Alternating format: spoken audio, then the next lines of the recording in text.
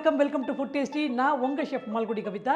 இன்னைக்கு ஃபுட் டேஸ்டியில் என்ன டிஷ் பார்க்க போகிறோம் அப்படின்னு பார்த்தீங்கன்னா புடலங்காய் கூட்டு.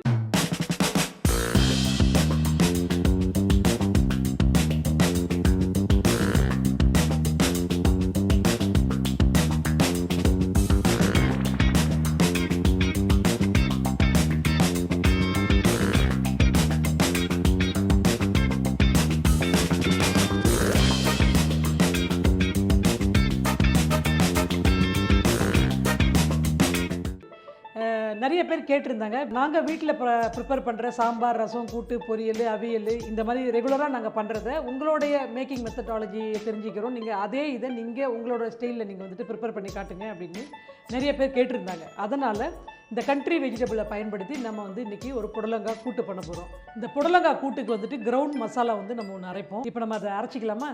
இப்போ வந்துட்டு நம்ம என்ன பண்ண போகிறோன்னா, ஒரு மிக்சி ஜாரில் வந்து நமக்கு தேவையான அளவுக்கு காரத்துக்கு வந்து வெறும் பச்சை மிளகா மட்டும்தான் யூஸ் பண்ண போகிறோம். காரத்துக்கு தகுந்த மாதிரி ஒரு 7-8 பச்சை மிளகா போட்டிருக்கோம். இது வந்து பார்த்திங்கன்னா ஒரு 1/4 டீஸ்பூன் சின்ன ஜீரகம். இது வந்துட்டு ஒரு சின்ன கப்பில் தேங்காய், திருவண்ண தேங்காய்னா அரை மூடி தேங்காயில் ஒரு ஹாஃபு போதுமானது. இதை போட்டு ஃபஸ்ட்டு தண்ணி ஊற்றாமல் ஒரு அடி அடிச்சிக்கலாம், அப்புறம் தண்ணி போட்டுக்கலாம்.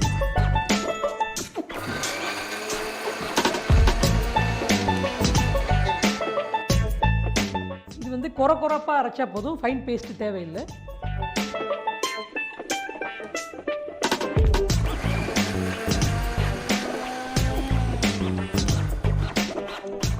இந்த மாதிரி கோர்ஸாக இருந்தால் போதும். ஸோ இப்போ கிரவுண்ட் பேஸ்ட்டு நம்ம ரெடி பண்ணிட்டோம். இப்போ நம்ம டைரெக்டாக அடுப்பை பற்ற வச்சு பேன் வச்சு ப்ரிப்பேர் பண்ண ஆரம்பிக்க வேண்டியது தான். இப்போ அடுப்பை பற்ற வச்சு மேலே வந்துட்டு சமைக்கிற பாத்திரத்தை வச்சுருக்கோம். பாத்திரம் சூடு ஏறினதுக்கப்புறம் எண்ணெய் விட்டுக்கலாம். ஜென்ரலாக வந்துட்டு பார்த்தீங்கன்னா கூட்டுக்கு நீங்கள் ப்ரிப்பேர் பண்ணும்போது தேங்காய் எண்ணெய் யூஸ் பண்ணிங்க அப்படின்னா டேஸ்டியாகவும் இருக்கும், ஹெல்த்தியாகவும் இருக்கும். நம்ம இப்போ தேங்காய் எண்ணெய் வந்துட்டு ஒரு 2 டேபிள் ஸ்பூன் தேங்காய் எண்ணெய் யூஸ் பண்ணிக்கிறோம். எண்ணெய் நல்லா காஞ்சதுக்கப்புறம் நம்ம டெம்பரிங் பண்ண வேண்டியது தான். யூஸ்வலாக உங்களுக்கு தெரியும்ல, புடலங்காவில் நிறைய மருத்துவ குணங்கள் இருக்குது. டயபெட்டிக் பேஷண்ட்லாம் இருக்காங்க அப்படின்னாங்கன்னா அவங்களுடைய அந்த இன்சுலின் லெவலை வந்துட்டு கண்ட்ரோல் பண்ணக்கூடிய கெப்பாசிட்டி நம்ம இந்த ஸ்னேக்கார்டுக்கு இருக்குது. முடி உதிர்றதோ இல்லை ஹேர் ஃபால் இல்லாமல் க்ரோ ஆகிறதோ இதுக்கெல்லாம் நல்ல சப்போர்ட்டிவ் இது. அதில் வந்துட்டு மேக்னீஷியம் இருக்குது, கால்சியம் இருக்குது, பாஸ்பரஸ் அதிகமாக உள்ள ஒரு இன்க்ரீடியன்ட் பார்த்திங்கன்னா இந்த இது. நீங்கள் இப்போ நம்ம கூட்டு சாப்பிட்றோம் இல்லையா, உங்களுக்கு கம்ப்ளீட்டாக அந்த எனர்ஜி வேணும் அப்படின்னா பருப்பெல்லாம் எதுவும் சேர்க்காமல் அந்த புடலங்காவை அப்படியே நீங்கள் ரோஸ்ட் பண்ணி சாப்பிட்டிங்கன்னா ஃபுல் எனர்ஜி வரும் உங்களுக்கு.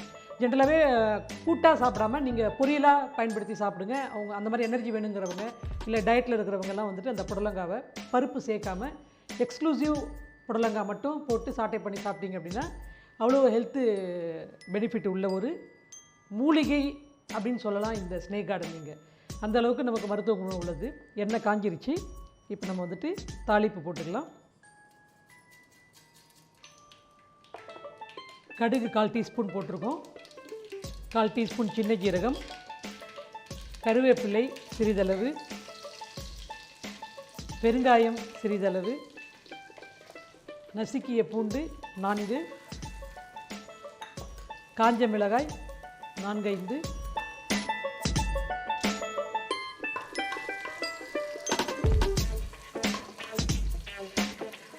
உளுத்தம்பருப்பு சிறிதளவு.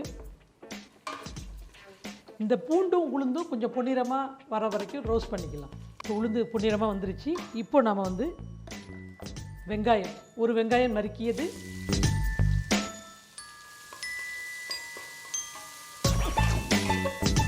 ஒரு 1/2 கிலோ புடலங்காய். புடலங்காய் வந்து நாட்டு புடலங்காய் பயன்படுத்துனீங்க அப்படின்னா நல்ல மருத்துவ குணம் அதில் கிடைக்கும். இது வந்து நாட்டு புடலங்காய். நாட்டு புடலங்காய் பார்த்திங்கன்னா மேலே உங்களுக்கு இந்த மாதிரி வெள்ளை கலரில் கோடாக இருக்கும். ரொம்ப டெண்டராக இருக்கும், உள்ளே வந்து சீடு இருக்கும். அந்த மாதிரி பார்த்துக்கோங்க. ரொம்ப மெலிசாக இருக்கும். இந்த ஃபைப்ரிட் இருக்கு இல்லையா, இப்போ அவங்க இந்த ப்ரீடு தனியாக பயன்படுத்தி பண்ணக்கூடிய ஆர்டிஃபிஷியல் இதெல்லாம் வந்து பார்த்திங்கன்னா இதுக்குன்னே உருவாக்குறது நல்ல மொத்தையாக பெருசாக அப்படி இருக்கும். நீங்கள் யூஸ்வலாகவே கண்ட்ரி வெஜிடபிள்ஸ்னால் கண்ட்ரி வெஜிடபிள்ஸ்க்கு போயிடுங்க. அப்போ தான் நமக்கு வந்துட்டு ஹெல்த் கான்ஷியஸ்க்கு அது ரொம்பவே சப்போர்ட்டிவாக இருக்கும்.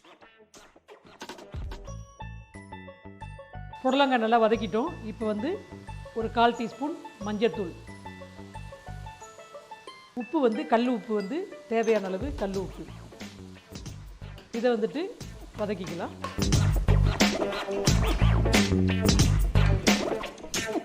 இது வந்து பார்த்திங்கன்னா கடலைப்பருப்பும் பாசிப்பருப்பும் வேக வச்சுருப்போம். பருப்பு வந்து தெரியணும், ரொம்ப குழைவாக இருக்கக்கூடாது. ஸோ பாசிப்பருப்பும் கடலைப்பருப்பும் இந்த மாதிரி இந்த கன்சிஸ்டன்சிக்கு பாயில் பண்ணிக்கிட்டீங்க அப்படின்னா உங்களுக்கு கூட்டு சாப்பிடும்போது பருப்பு பல்லில் பட்டு சாப்பிட்றதுக்கு இன்ட்ரெஸ்டிங்காக இருக்கும். இதை வந்து பருப்பு பாயில் பண்ணுறது நம்ம ஆல்ரெடி நம்ம இதில் வந்துட்டு பேஸ்ட் வந்து இந்த மாதிரி அரைக்கிற பேஸ்ட் வந்துட்டு இந்த மாதிரி கோர்ஸாக வந்து அரைச்சிருக்கணும். குறைன்னு இருந்துச்சுன்னா நல்லாயிருக்கும், ரொம்ப ஃபைன் பேஸ்ட்டாக இருந்துச்சுன்னா கூட்டுக்கு நல்லா இருக்காது. இப்போ நம்ம என்ன பண்ண போகிறோம்னா இந்த அரைச்ச பேஸ்ட்டை வந்து இதில் ஆட் பண்ணிக்கலாம்.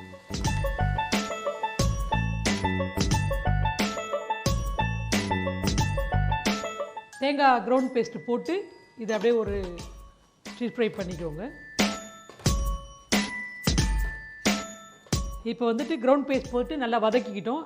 அந்த பச்சை மிளகா தேங்காய்லாம் ரா ஃப்ளேவர் போயிருக்கும். இப்போ நம்ம வந்துட்டு இந்த கன்சிஸ்டன்சியில் பாயில் பண்ணோம் இல்லையா, இந்த தாலை வந்துட்டு இது கூட ஆட் பண்ணிக்கணும்.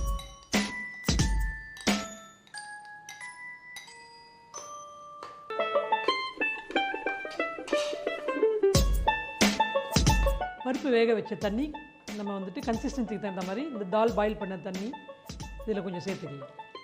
கூட்டுன்றது உங்களுக்கு திக் கன்சிஸ்டன்சி இருக்கும், அதனால் உங்களுக்கு அந்த திக்னஸ் வர தேவைக்கு தகுந்த மாதிரி தண்ணி ஊற்றிக்கோங்க. பருப்பு வேக வச்ச தண்ணியிலே நீங்கள் ரசம் கூட பருப்பு ரசம் கூட வச்சுக்கலாம்.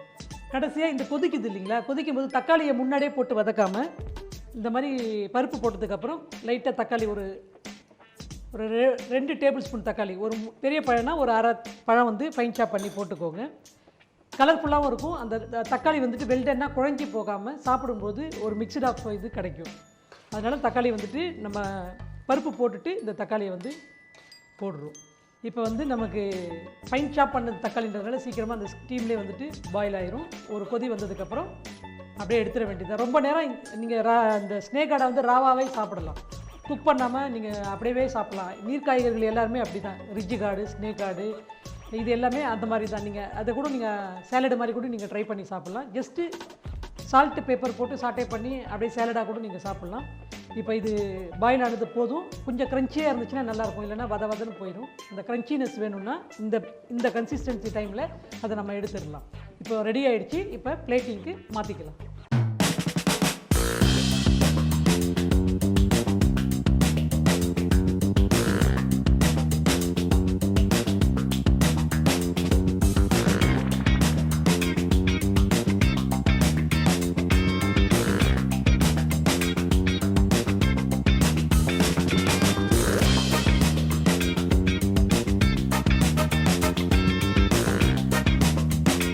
என்னங்க, ரொம்பவே சூப்பரான சிம்பிளாக ஈஸியாக பண்ணக்கூடிய புடலங்காய் கூட்டு எப்படி பண்ணுறது அப்படின்றத பார்த்துட்டிங்க இல்லையா? கண்டிப்பாக நீங்களும் ட்ரை பண்ணி பாருங்கள். ட்ரை பண்ணி பார்த்துட்டு உங்களுக்கு அது எப்படி வந்தது அப்படின்றத மறக்காமல் நீங்கள் வந்துட்டு கமெண்ட் பாக்ஸில் மென்ஷன் பண்ணுங்கள். நம்ம நிகழ்ச்சியை யாராவது புதுசாக பார்க்குறீங்க அப்படின்னா மறக்காமல் நம்மளோட சேனலை சப்ஸ்கிரைப் பண்ணிக்கோங்க. அப்படியே அந்த நோட்டிஃபிகேஷன் பெல் ஐக்கானையும் கிளிக் பண்ணிவிடுங்க. ஏன்னா நான் ஏதாவது வீடியோஸு நியூ ரெசிபிஸ் பண்ணுறேன் அப்படின்னா உங்களுக்கு அது நோட்டிஃபிகேஷன் மூலிமா தெரியப்படுத்தப்படும். தொடர்ந்து நிகழ்ச்சியை பாருங்கள், ஃபீட்பேக் சொல்லுங்கள். மறுபடியும் ஃபுட் டேஸ்டியில் டேஸ்டியான டிஷ்ஷோட நான் உங்களை சந்திக்கிறேன். அது வரைக்கும் வணக்கம் கூறி விடைபெறுவது ஷெஃப் மால்குடி கவிதா.